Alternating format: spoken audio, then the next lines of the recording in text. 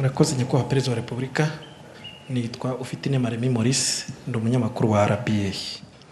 Mu kiganiro n'abanyamakuru cyo kuwa 9 Mutarama mwaragize muti iki kibazo cyakabaye cyarakemutse kera iyo abantu bakirebera mu mizi yacyo batagiye gucengacengana. Ni ku ruhe rwego mubona aya masezerano ya Washington areba ikibazo agihereye mu mizi? Ese muyafitiye ikizere kingana gute? Murakoze. Yabona bisobanuye n'ubona bivuze mu Cyongereza mbere. Amasezerano yarahari. Mu masezerano hari ibyo aba yashinzwe bemera gukora buri umwe ku giti cye cyangwa se gukorana hamwe.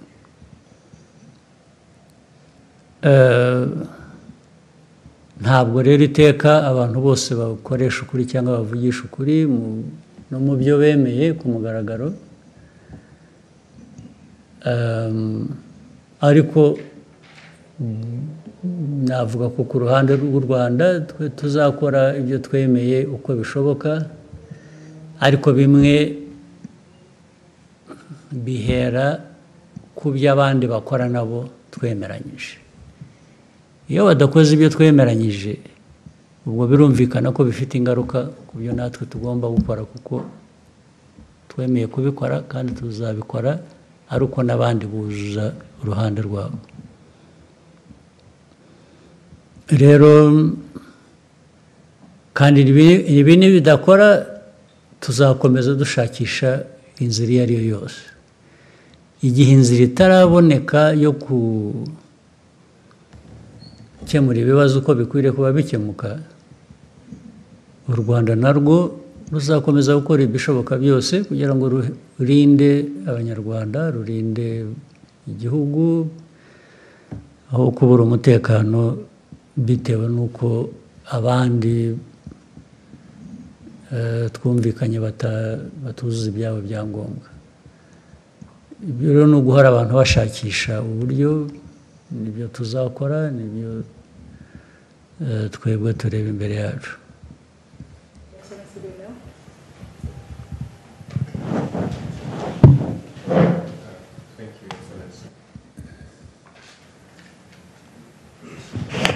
Murakoze nyakubahwa Perezida wa Repubulika. Nitwa Rigoga Ruth, ndi umunyamakuru wa RBA by'umwihariko mu biganiro by'imikino.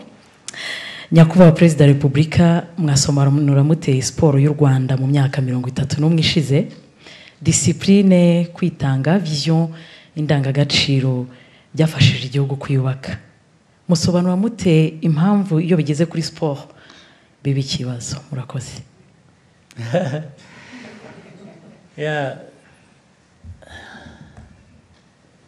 Sinzi niba ari siporo gusa, ariko siporo siporo ni warebamo ibintu nka 2 cyangwa 3. Icya mbere, agaciro biha nakahe? What do you want to give? What value? Agaciro biha siporo nakahe? Icya kabiri, witegura ute? Witeguye ute kugira ngo ako gaciro kabeho cyangwa se gakure kazamuke? Mu rurimi rw'Icyongereza ni organization. How do you organize to do that? Icya gatatu ni talent. Ubona mu bantu kuba badafite talent, you can't blame them. If I have no talent for football, really, don't blame me. It's not my fault. So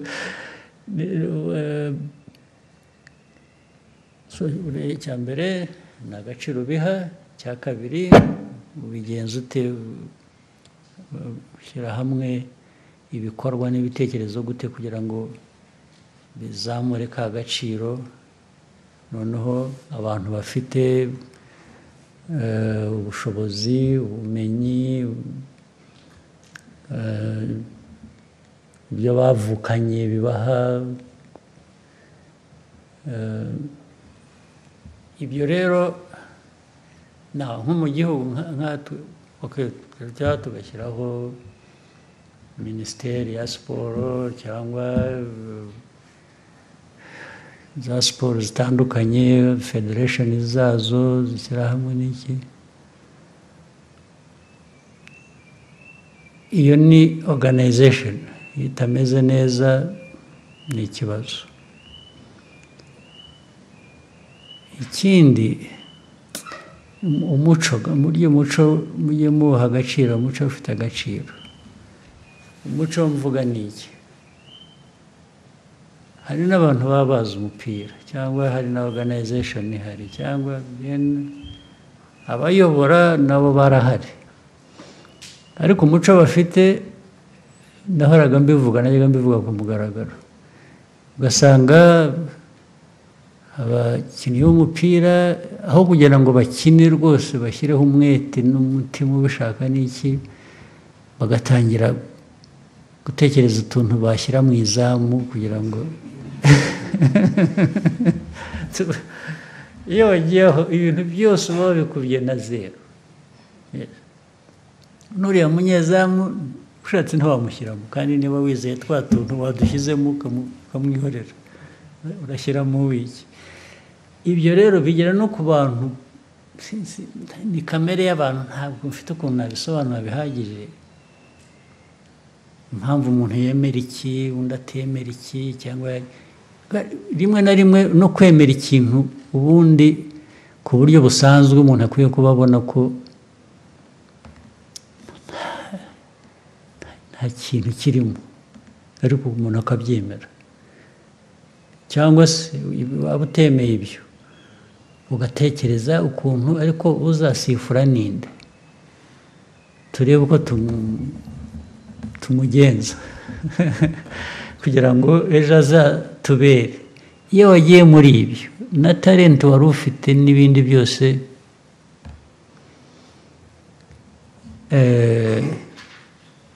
ariko ubundi umukino, siporo kugira ngo itere imbere ukora biriya bintu nakubwiye, ariko none ukanavuga uti siporo habamo gutsinda, habamo gutsindwa, kandi muri uko gutsinda no gutsindwa harimo gutera imbere.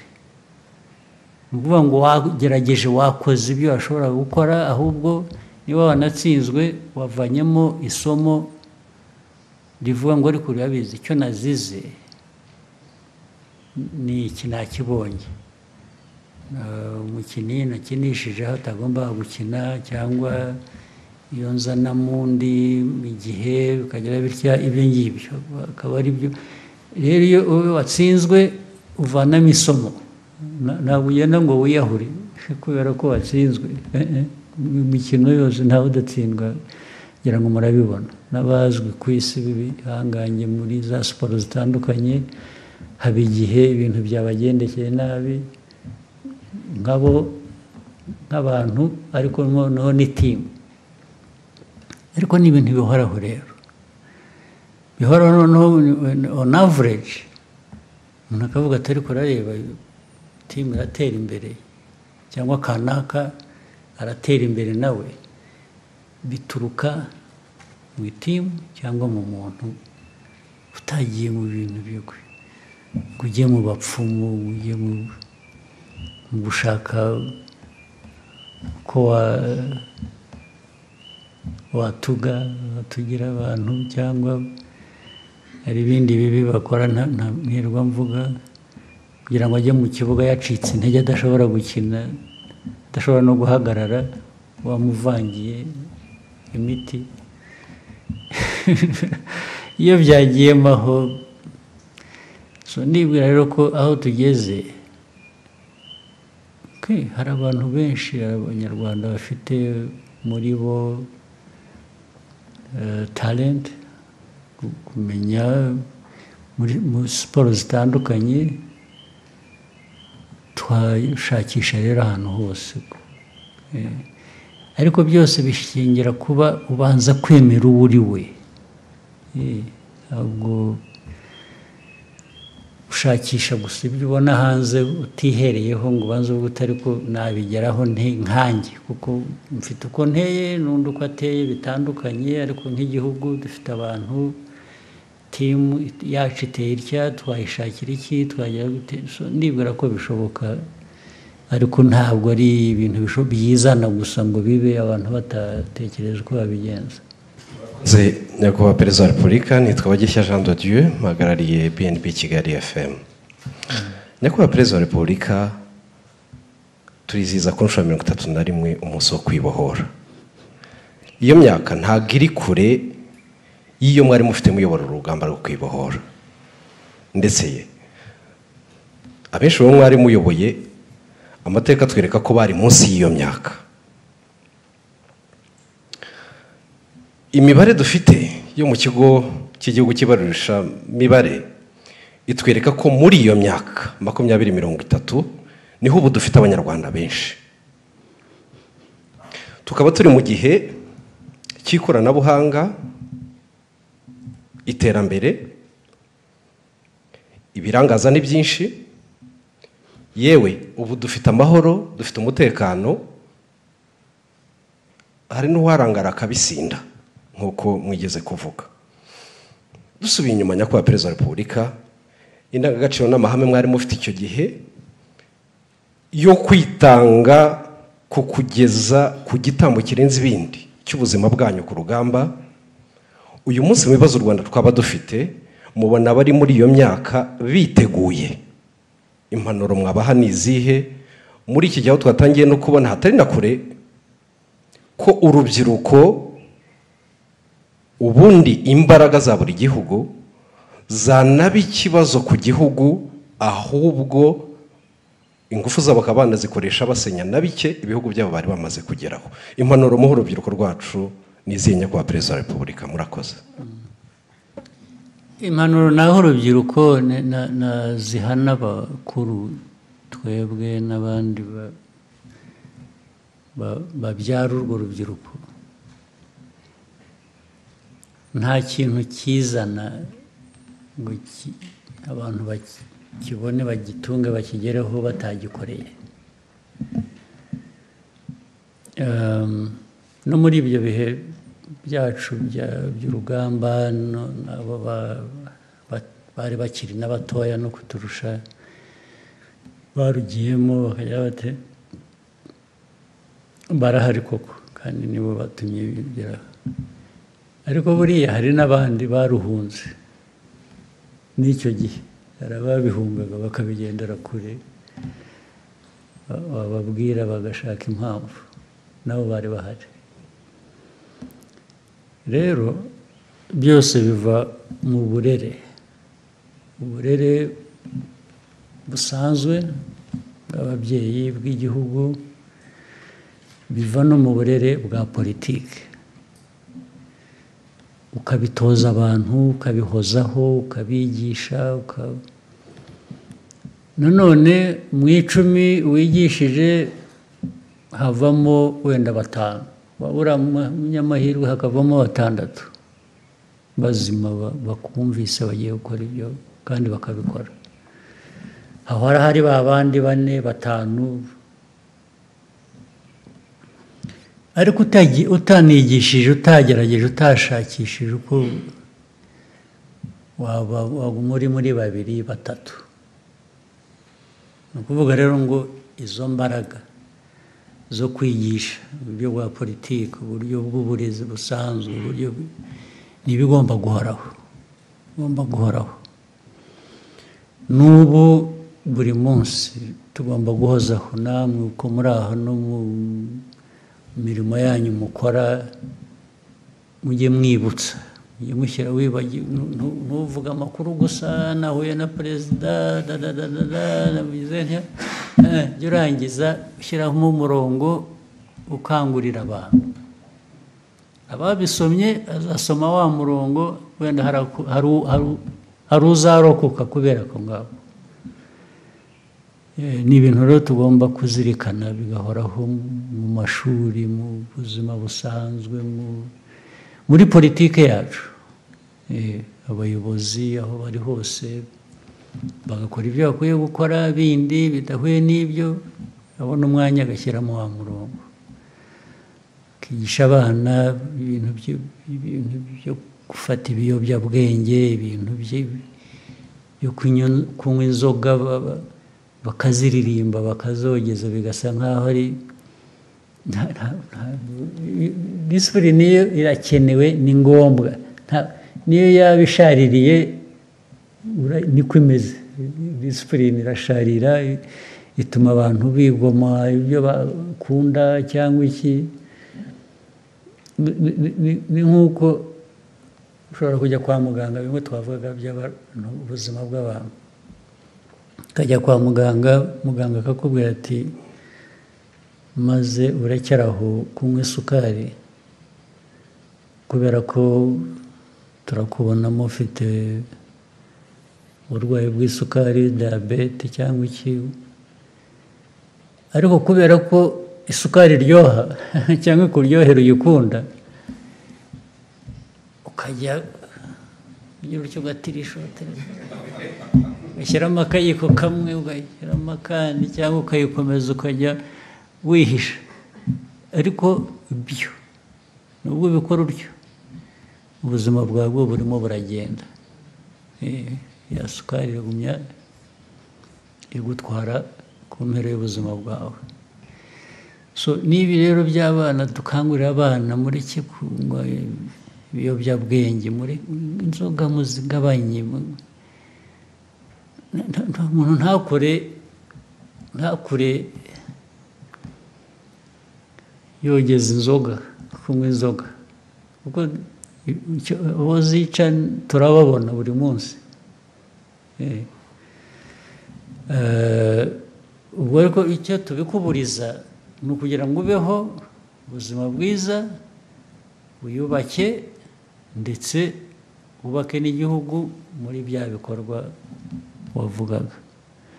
Ni ibintu rero bihoraho, ni akazi gahoraho ka buri munsi, ntabwo gashobora kugabanuka. Ines. Thank you, Your Excellency. My name is Ines Nyinawumuntu. I'm a journalist, and I'm the deputy head of RBA Radios. I would like to ask you just a small curious question. Your Excellency, if you could spend one day as an ordinary Rwandan citizen, that I am actually, I'm one already. Yes, but okay. Without anyone knowing you were the president, what would you do? Where would you go? And what would you hope to learn? Thank you.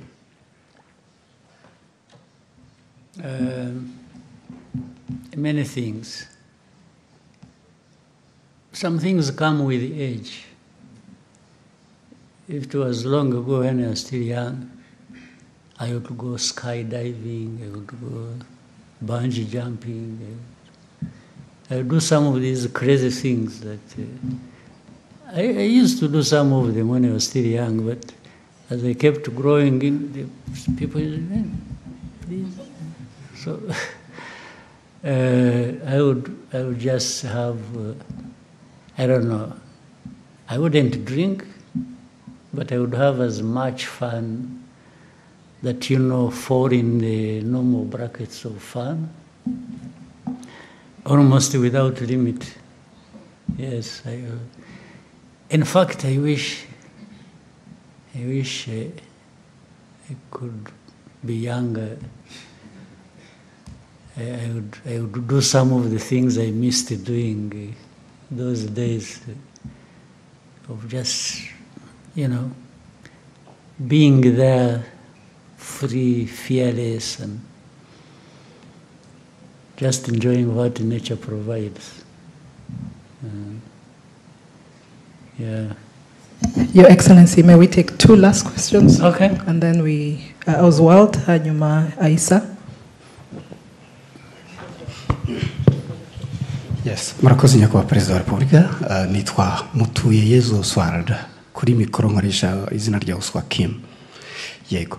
So ndagira ngo ngendere ku mujyi wa ikibazo Ines abajije cyoroshye, ariko mbaze n'ikindi kirebana n'ingengo y'imari.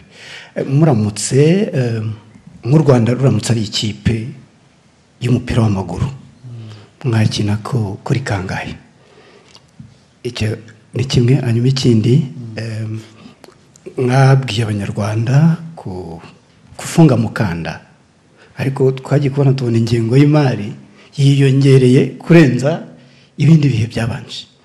Niba nibuka neza yiyongeyeho 20%, 21%. Abantu benshi baratunguwe, baravuze nyamara igihugu gifite amafaranga, kufunga mukanda ntabwo ari ngombwa. So muraza kubikoboza. Murakoze. Najya mu izamu icya mbere cy'umupira, niho najya numva byakunda. Icya kabiri cy'ingengo y'imari,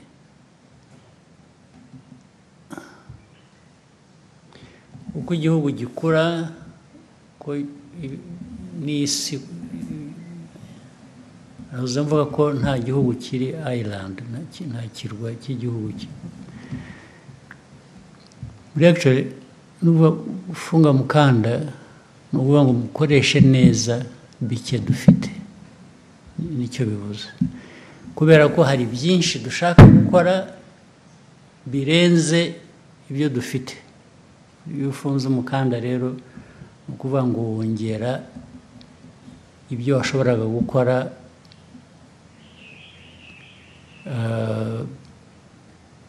kubera ko warondereje usigira ibitari byabonye. Icyo ni kimwe gitandukanye n'ibyo bindi. Rero budget ushobora gukoresha mbere y'uko unayigena, uhereye kuri ibikenewe, urabanza ukareba ariko ibyo ufite ni ibiki, bingana bite. So kuzamura budget byatewe na byinshi tubona bigomba gukorwa, bikenewe, ariko tunabona n'ahantu twagenda tuvana amafaranga adushoboresha kubikora. Nicyo iyo mibare ivuze gusa. Ni kuri 20% yiyongereye. Ntabwo ari ukuvuga ko hatakiri kwa kundi ko kurondereza cyangwa gukoresha neza, ahubwo twagize amahirwe mu byinshi byiyongera buri munsi tugomba gukora, dusaba n'ubushobozi tudafite. Twasanze aho dushobora kugabanya ahandi cyangwa kuzakura amafaranga, hagenda hazamuka. Reka nguhe noneho urugero rumwe. Urabizi gufunga umukanda, urabizi byanahereye ko bibaga, mwabonye batubwira ko batakiduhaye imfashanyo twayaga dufa. Barabibonye muri izi ntambara muri iyi minsi ishize, bati twahagaritse ibi. So ntabwo byaba ngo ubure gutekereza gufunga umukanda, ariko nubwo ibyo byabaye, twashakishije ibyajya mu mwanya w'ibyo batwambuye. Cyangwa se turanavuga ngo ariko ubundi byajyaga he? Ubundi rega bimwe byajyagaho tutanakeneye nibigende. Ubwo ariko no kuvuga ngo hanyuma tujya no mu gushakisha aho tuvana revenues n'iki. Hari ahantu hagiye usanga tutahavana amafaranga kandi dukwiye kuba tuhahavana, ubwo akaba arinjiye. Hanyuma turongera dufata umurongo w'ibikenewe gukorwa, turavuga ati ariko hari ibyo tutasimbuka. Turongera dushaka n'uburi babandi bari barahagaritse imfashanyo, bamwe bagira ngo aho bamariye kubona ukuri barabireka biraza. Urumva rero ibyo twari twarafunze kubera ko twabonye ko aba nabo bafunze, bageraho bakaza, niyo baza n'igice cyangwa niyo biriyongereye. Ntabwo twakomeza ngo dufunge kandi twabonye ko hari ikiyongereye mu bushobozi twabonye. Niho bituruka.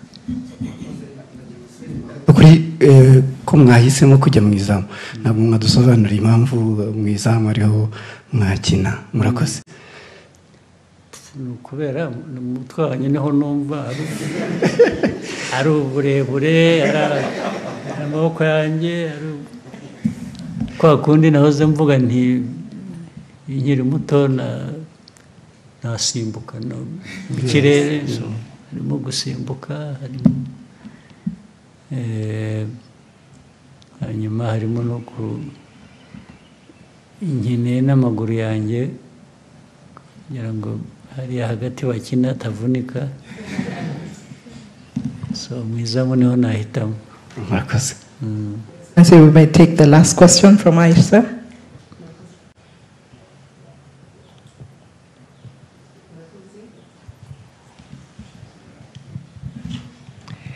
Murakoze cyane nyakubahwa Perezida wa Repubulika, nitwa Aise Kiza, nkaba ndi umunyamakuru n'umuyobozi wungirije wa Royal FM. Ikibazo cyanjye kiragaruka by'umwihariko ku bagore muri rusange. Turashimira cyane nubwo ndi umunyamakuru ariko reka njye mu nkuru nanjye shimire by'umwihariko uruhare mwabigizemo kugira ngo abagore tube dufite ijambo mu gihugu cyacu, kuko iyo urebye mu nzego zose zitandukanye usangamo abagore mu nzego zifata ibyemezo, yaba ari muri guverinoma, mu nteko ishinga amategeko n'ahandi. Ariko ndagira ngo nse nko gusubiza inyuma gato cyane mu rugamba rwo kubohora igihugu. Uyu munsi hashize imyaka 31, bamwe twari batoya, turabona uruhare umugore agira mu iterambere ry'igihugu kuri ubu mu gihe cyacu tungana gutya, natwe ubwacu tugira, ariko ntabwo tumenye inkuru nyazo z'uruhare abagore bagize mu rugamba rwo kubohora igihugu. Nyakubahwa Perezida wa Repubulika, ari mwe noneho muzitubwiye uruhare rw'abagore rwari uruhe muri uru rugamba uyu munsi twizihiza by'umwihariko imyaka 31 u Rwanda rwibohoye? Uruhare rw'abagore rwari runini cyane kandi ngira ngo benshi baranazwi, ndetse bagiye bahambwa ibihembo ku mugaragaro, ari abari ku rugamba ubwabo, ari n'abandi niyo baba batari ku rugamba bakoraga ibikorwa bishyigikira urugamba, bakoraga indi mirimo itandukanye. Hari abakoraga imirimo yo gushaka, bagendaga isi yose bashakisha amikoro dukoresha ku rugamba. Hari kandi ibyo no kubishyira mu kandi gaciro, uzi ko hari n'abagore batanze abana babo aribo baturutseho, cyangwa se bataye abana babo mu mago bakashakisha aho babareza ahandi bakajya ku rugamba. Ibyo byose ni ibintu biri byanditswe mu mateka bizwi, keretse wenda kuvuga amazina gusa, ariko ni na benshi kurusha abo umuntu yavuga mu mazina. Abagore rero bagize uruhare runini, ndetse ahenshi ntabwo batandukanya n'abagabo. Hari abajyaga ku rugamba n'abagabo, hari kubavanamo gusa ukabashyira iruhande, byo nta nubwo bitanga ukuri kwabyo. Kenshi babikoranaga n'abagabo, ubundi bagakora indi mirimo itandukanye. Ni nk'uko n'ibyo nayo mvuze by'uko bagendaga isi yose bashakisha, babaga bari kumwe n'abagabo bagenzi babo cyangwa abahungu bagenzi babo. Uruhare rwo rurazwi kandi no mu mateka biranditswe, byanaherewe n'agaciro. Hari abantu bamwe bagiye bahabwa ako gaciro ku mugaragaro. Nta kindi numva nabivuga. biturutse kuri urwo ruhare kuri ubu ukurikije uko abagore dugira uruhare mu iterambere ry'igihugu kuri ubu mu myaka iri imbere nk'u Rwanda wifuza kubona ubona uruhare rwacu rukwiye kuba uruhe cyane cyane hahandi nawe wakwicara ukavuga ngo dore u Rwanda nifuza ni uru nguru cyangwa se u Rwanda nifuza kuba mu myaka 30 yego erega ntabwo nifuza kubitandukanya ndareba igihugu nk'igihugu ndareba abantu nk'abantu na mbere hose n'umugore kumuha agaciro mpera kukamuha nk'umuntu nuti nk'umugore ni nk'umuntu hanyuma ibyo bindi by'uko umugore yakora ibi cyangwa umugabo agakora ibi ibyo biza nyuma birisobanura ubwabyo nta n'ubwo nagomba no kubijyamo naho u Rwanda nta Rwanda rw'abagore nta Rwanda rw'abagabo ni u Rwanda rw'abanyarwanda abagore n'abagabo bagiramo uruhare bakwiye bitewe n'ubushobozi bafite hari ibintu bimwe no mu muco cyangwa muri ko duteye nk'abantu hari ibintu usanga bimwe byorohera akazi bumva gakorwa neza cyangwa korohera umugore kugakora cyangwa se kakorwa neza korohera umugabo kugakora hagahoraho ubwo bwuzuzanye rero kurusha kubitandukanya ngo u Rwanda twifuza ni umugore w'abagira cyangwa ibyo birasanzwe bishinzwe biri no mu muco wacu cyangwa se mu majyambere dukora ahuza abantu no guhuza ibihugu umugore iteka agomba kuba afite icyambere cyangombwa ni umugore kudasigara inyuma kubera ko ari umugore cyangwa se nta nubwo akwiye no gutezwa imbere kubera ko ari umugore akwiye gutezwa imbere kuko ni uburenganzira bwe ni umuntu icyo kuba umugore ntabwo nahindura umugore ngo mugire umugabo cyangwa umugabo mugire umugore ibyo ni ibintu bisanzwe mu mibereho y'abantu ntabwo nibwira rero ugiye ko nashaka cyane gushyiraho uwo murongo nta kintu umugore akwiye guhezwamo nta kintu umugabo akwiye guhezwamo nta kintu umunyarwanda akwiye guhezwamo